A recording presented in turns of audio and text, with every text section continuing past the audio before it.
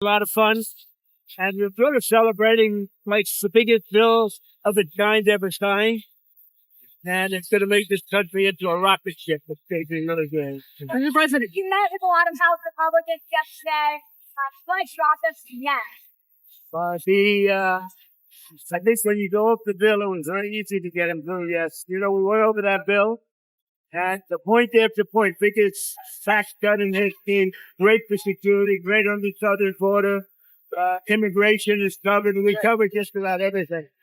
Again, it's the biggest bill ever signed, ever signed. Mr. President, some House Republicans that were concerned about the bill. Yes, actually, I had conversations with you when you made promises. What promises you made to you tell Representative Clyde that's not an act on gun rights? What sort of deals did you make with those? Well, I talked to a lot of different Republicans in doing it, and we had a good time in being there. I did not have much of a problem with any of them.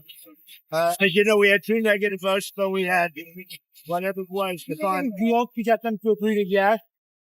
Yeah, I think a few of them I did, but I think they would have done yes anyway. What were those deals? No deals. No deals. What I did is we talked about how good the bill is. I think that's the deal, I guess. We can think about it. But obviously convinced them, but it was not hard. This is a great bill. This is going to be a great bill. Mr. President, Congressman Brian Fitzpatrick was one of 2 no's to vote no for the big, beautiful bill. Do you want to primary him too? Well, I was disappointed that he did that. There were 2 of them that voted no, so I was disappointed that he voted. Mr. President, call with Blackbeard today in Congress. We had a call. It was a pretty long call. We talked about a lot of things, including Iran. And we also talked about, as you know, the war with Ukraine. And I'm not happy about that. Mr. President, did you make any progress with him on a deal with Ukraine? Did you feel like you made any progress? No, I didn't make any progress at all. Mr. President, how much growth can the country expect from the one day? I think we're going to get great growth. I think we'll have growth at record numbers. This is going to be something that's amazing. Everybody was watching all over the world. And I want to congratulate the Speaker and Tom Emmer and Steve Scalise, everybody else. I mean, they worked so hard. So hard. This has really been going on for over a year, if you think about it. I think, to be exact, about 14 months. And this was the culmination. And I guess it ended a lot earlier. And so a lot of people thought it would end up the following afternoon. Well, it ended up late in the evening. But they were great. What do you think it said about... By the way, on the Senate side, I thought Senator Thune did a fantastic job. Mr. President, what do you think it says about the power you have within your party compared to your first term that you were able to get this over the finish line? I think I have more power now. I could say, I don't know.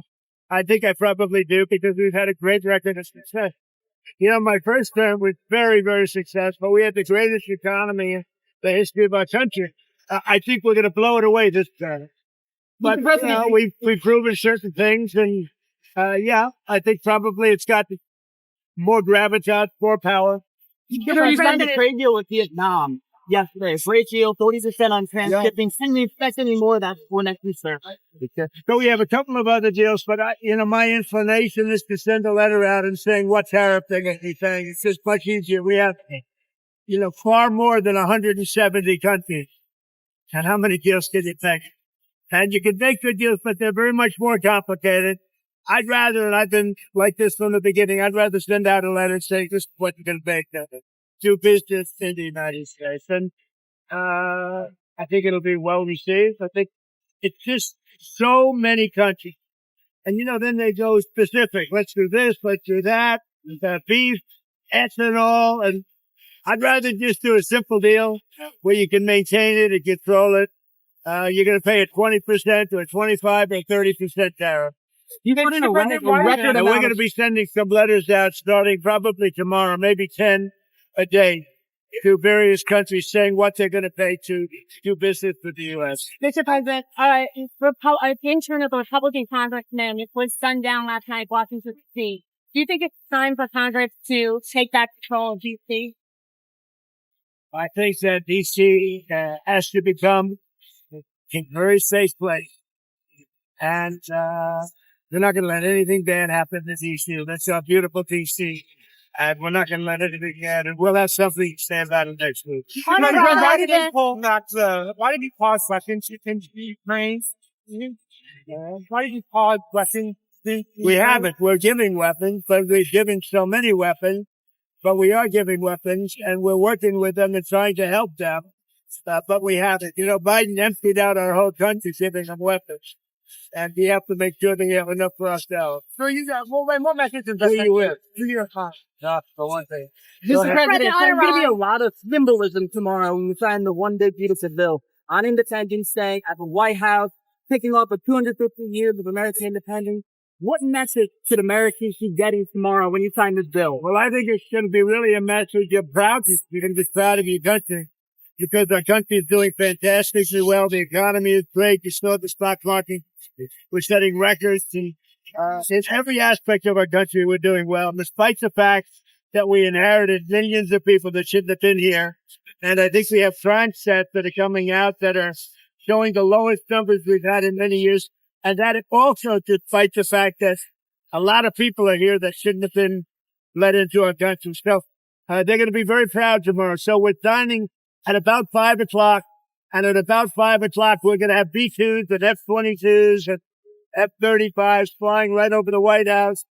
And the Speaker and I and John Thune, we're all there together with most Republican senators, there's congressmen and women. And it's going to be a great day. So we'll be dining with those beautiful planes flying right over our heads. What Right? are your expectations for the next round of talks with Steve Waycross and his Iranian counterpart? Well, we're going to see. Steve is a great guy. He's a great negotiator. Iran does want to speak, and I think they'd like to speak to me. And it's time that they do. We're not looking to hurt them. We're looking to let them be a country again. They got beat up, and, you know, they were both exhausted, frankly, but Iran really got beat up. And I think they want to meet. And I know they want to meet. And if it's necessary, I'll do it. But Steve is involved and very much involved, and he's done a fantastic job. All right, one more. Mr. President, on Gaza, do you still want the U.S. to pay over Gaza? I want the people of Gaza to be safe. So that's good. I want to see safety for the people of Gaza. They've gone through hell. Thank you very much. Thank you. Thank you, Thank Mr. you, sir. President.